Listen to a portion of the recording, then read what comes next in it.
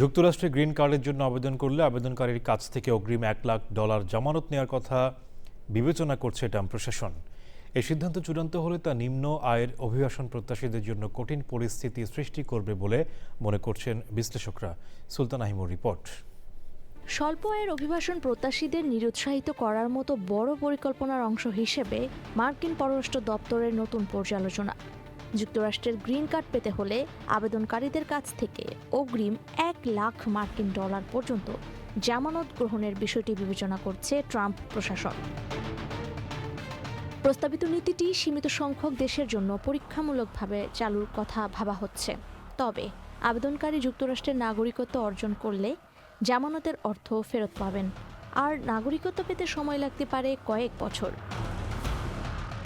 বিশ্লেষকদের ধারণা, উন্নত জীবনের আশায় যুক্তরাষ্ট্রে যেতে আগ্রহী অনেকের পক্ষে এই অর্থ জোগাড় করা কঠিন হতে পারে। যুক্তরাষ্ট্রে যেতে আগ্রহী নিম্ন আয়ের দেশের নাগরিকদের উপর এই প্রস্তাবনা নেতিবাচক প্রভাব ফেলবে। ট্রাম্প প্রশাসন চায় যুক্তরাষ্ট্রে অভিবাসন প্রত্যাশীদের আর্থিকভাবে স্বনির্ভর হতে হবে। $1 লাখ এই বন্ড বা জামানত আর্থিক নিরাপত্তা ব্যবস্থা হিসেবে কাজ করবে।